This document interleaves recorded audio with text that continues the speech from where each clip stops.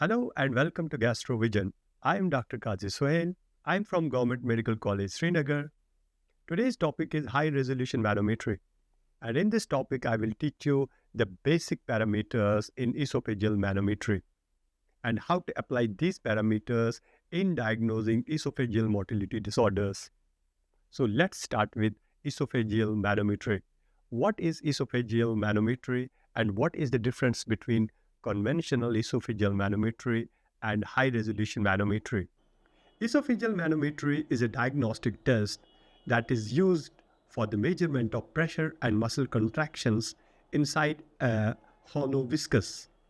Now, what are the indications of esophageal manometry?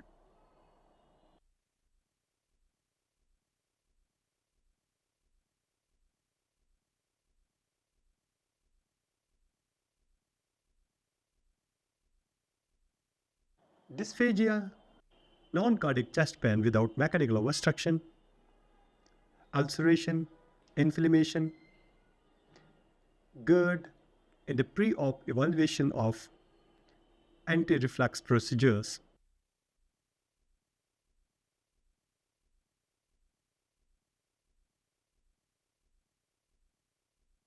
What is high-resolution manometry? High-resolution manometry is the manometry that is the measurement of pressure and muscle contractions with improved and detailed information on esophageal motility.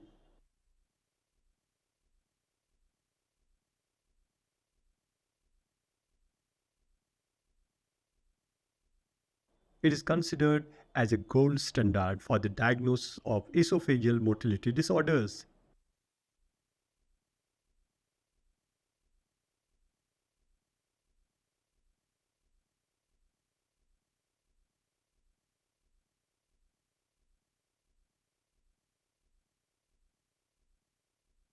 Before going deeper, let's have a brief overview of esophageal motor function. Esophagus is a muscular tube that's around 20 to 22 centimeters long.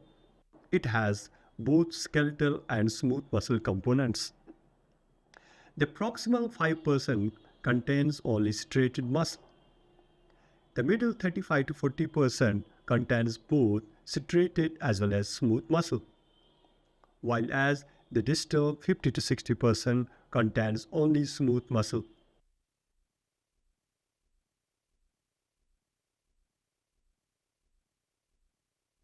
Whole of the esophagus contains a neural network that is called myenteric plexus. Important points about esophageal motor function are there are no spontaneous contractions. Resting pressure is actually a reflection of pleural pressure.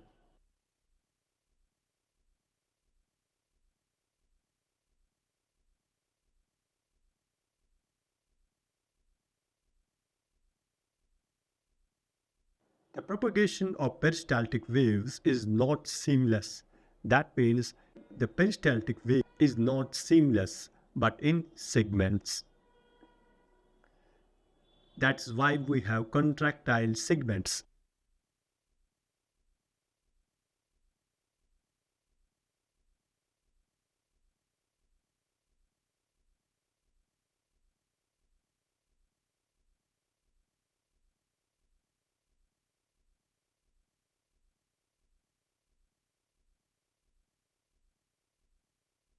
Esophageal peristalsis begins as a pharyngeal contraction that is initiated by swallow, and then it traverses upper esophageal sphincter, and then it progresses along esophagus with a speed of around 2 to 4 centimeters per second.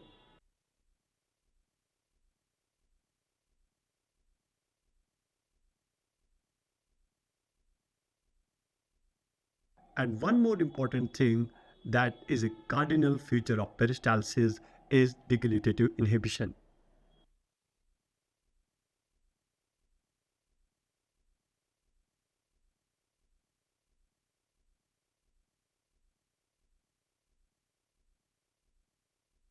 Now, what is the difference between conventional manometry and high-resolution esophageal manometry.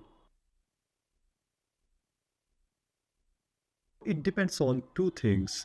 One is number of sensors and second is the spacing between them. In conventional manometry, the spacing was more. It was around 3 to 5 centimeters between two sensors. While as in high-resolution manometry, the number of sensors are increased. There are total 36 sensors in high-resolution manometry, and the spacing is decreased to 1 centimeter only. What is the advantage of high-resolution manometry?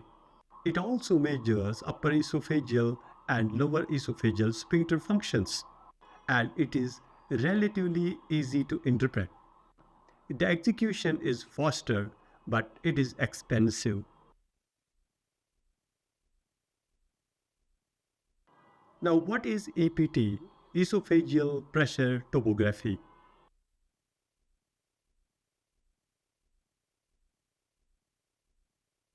Esophageal pressure topography is a 3D plotting format of high-resolution esophageal manometry. It depicts HRM studies.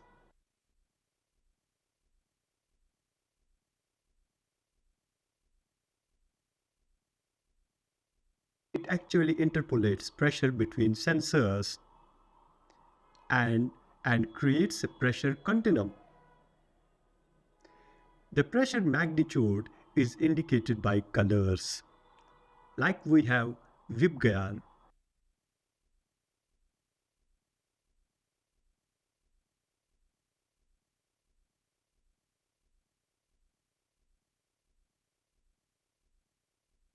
The red indicates highest pressure, then orange, then yellow, then green, then blue.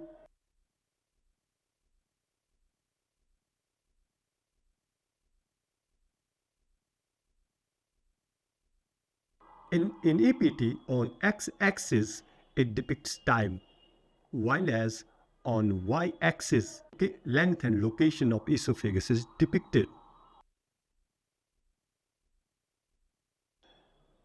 With the help of APT, you can measure real-time luminal pressures. Now, how to perform high-resolution manometry?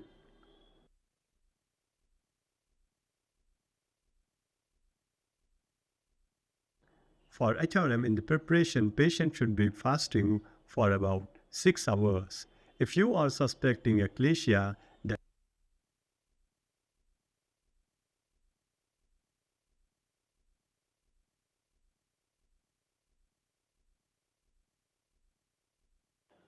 on the day of procedure, you have to suspend drugs that affect motility, like calcium channel blockers, nitrates, prokinetics, opiates, beta blockers, and anticholinergics.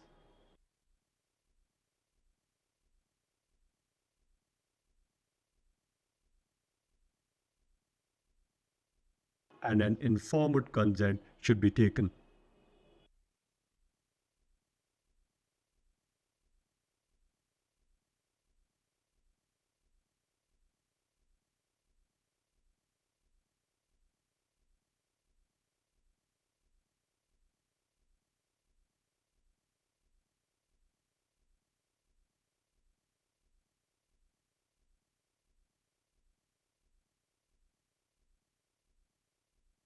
The probe should be positioned through the nostril. After cannulation is achieved, identify lower esophageal sphincter and upper esophageal sphincter on the screen.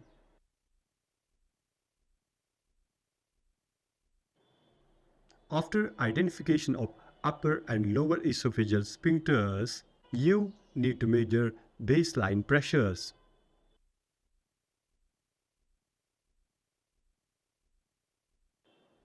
And the patient is requested to refrain from swallowing during baseline pressure measurement. That is for 30 seconds.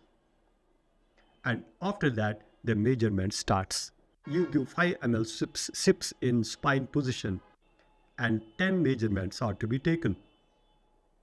And the interval between measurements is 10 seconds.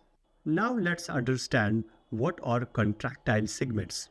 As I have already mentioned, the esophageal peristalsis is not seamless. That means it is discontinuous in the form of segments. We have 4 contractile segments. They are formed by 3 pressure troughs: proximal pressure trough, middle trough, and distal trough. First contractile segment is continuous with upper esophageal sphincter contraction. And the last, that is fourth contractile segment, is continuous with lower esophageal sphincter contraction. Second and third contractile segment comprises most of tubular esophagus. And it is not always distinct. Sometimes it may be merged. And these contractile segments are separated by troughs. These are called pressure troughs. Among them, the proximal trough is the major trough. And this proximal trough is between first and second contractile segments. And it is also called transition zone. It is actually a physiological transition of CNS control on straightened muscles to ENS control on smooth muscles in esophagus.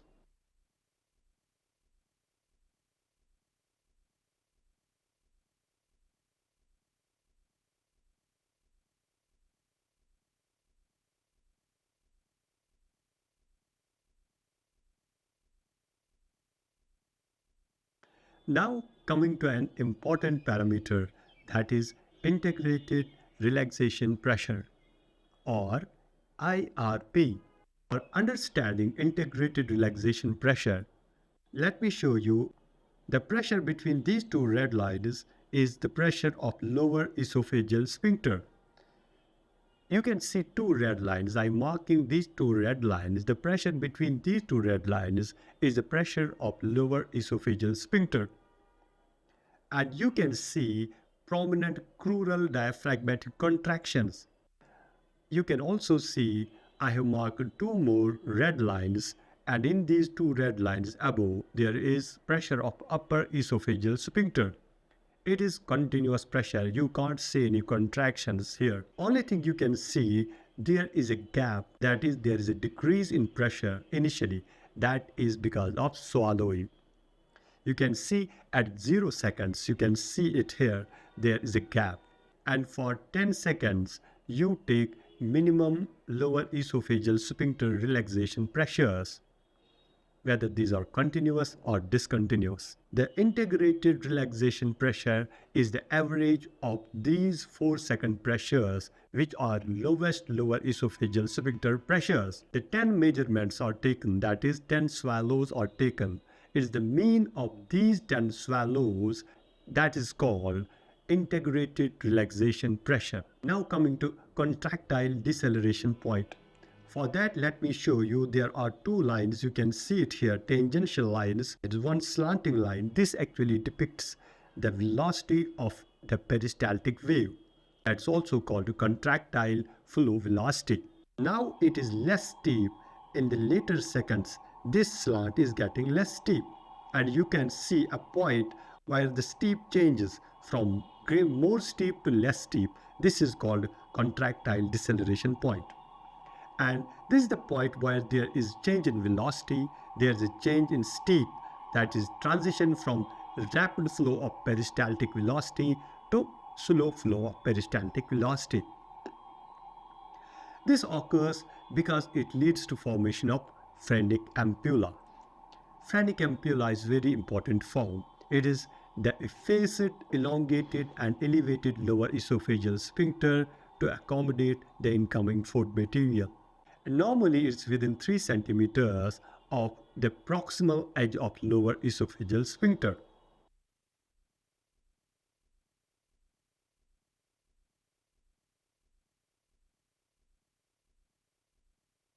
Now, another important parameter is distal latency. Distal latency is actually measurement of peristaltic timing. depends on the integrity of diglutative inhibition. In this image, you see at 0 seconds there is upper esophageal sphincter relaxation, and up to the contractile deceleration point, the time taken is distal latency. Normally, distal latency is around 6.2 seconds, but the lower limit is considered 4.6 seconds. If it is less than 4.5, we call it as premature contraction. We have another important parameter that's called distal contractile integral. This DCI is the measurement of vigor of esophageal contraction. This is equal to multiplication of three important things, three more parameters. One is amplitude, that is depicted by the color. Second is length of the distal esophagus or length of contractile segments.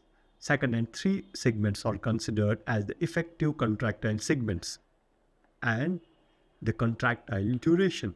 Length of this distal esophagus is considered between proximal trough and distal trough, that is second and third contractile segments.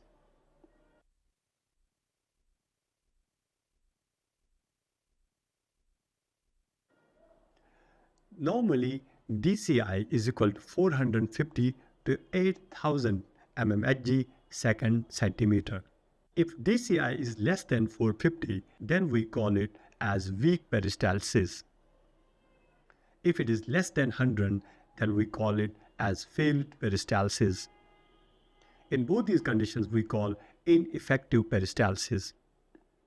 But if it is greater than 8000, then we call it as hypercontractile contraction. Let me show you an image of hypercontractile contraction. In this image, the DCI is greater than 8000. It is hypercontractile. This hypercontractile contraction can be of two types. It can be either jackhammer or it can be nutcracker. It depends upon the duration of contraction. If the duration of contraction is more, jackhammer contraction will be formed. But in nutcracker, DCI is more but duration is less. Now coming to another important parameter, that is contraction pattern. For understanding contraction pattern, coming back to the transition zone, which I have already mentioned, the zone that is prominent because of proximal trough between first and second contractile segments. This zone is actually, in this zone you can see there is a break between first and second contractile segment. Normally this break is less than 3 centimeters. And if it is greater than 5 centimeters, then we call it as a fragmented peristalsis. Now coming to another parameter that is called pressurization. Now you can see two images here. In the image that is on the right side, you can see there is a pressurization throughout the length of esophagus. You can see the green area in the entire esophageal region. This is called pan-esophageal pressurization, and this is pathognomic of type 2 achalasia. While as in the image that is on the left side, you will see pressurization only in the distal segment. It is called compartmentalized pressurization. It can be seen in hiatus hernia, post-fundoplication, and post-bariatric surgery. First, you will see integrated relaxation pressure. Normally, it should be less than 15. If it is greater than 15, it can be either achalasia or pseudoachalasia. Then second is you will see distal latency. If latency is less than 4.5, it is premature contraction. But if it is greater than 4.5, it is normal. Then the third thing you see, vigor, that is DCI. If it is less than 450, it is ineffective. If it is greater than 8000, then it is hypercontractile. Then in there, C, pressurization. Whether there is pan pressurization or compartmentalized pressurization. Now, how will you diagnose the most common motility disorder, that is achalasia? Here are two images. The above one is type 1 achalasia and the below one is type 2 achalasia. In both these images, you can see IRP is greater than 15. That is, integrated relaxation pressure is greater than 15. And in the above image, you can see 100% fluid peristalsis. You are not able to see any propagated contraction. And there is some pressurization, minimal pressurization there, which is not significant.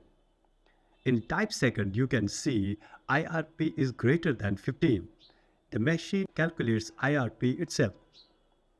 And there is no peristaltic propagated contraction.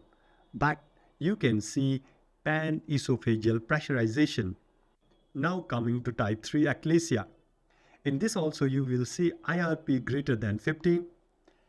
You will see no normal peristaltic pattern. But the important thing here is distal latency is less than 4.5. That means there are premature contractions in greater than 20% of swallows. In pseudoachalasia, there will be IRP greater than 15, but at the same time, there will be some peristaltic waves that are preserved. In absent peristalsis, like in scleroderma, you will not see any peristaltic wave, and IRP will also be normal. When you will not see any peristaltic wave, and IRP will be normal. In distal esophageal spasm, IRP will be normal, but you can see distal latency is less than 4.5. That's all for today, and see you in the next video.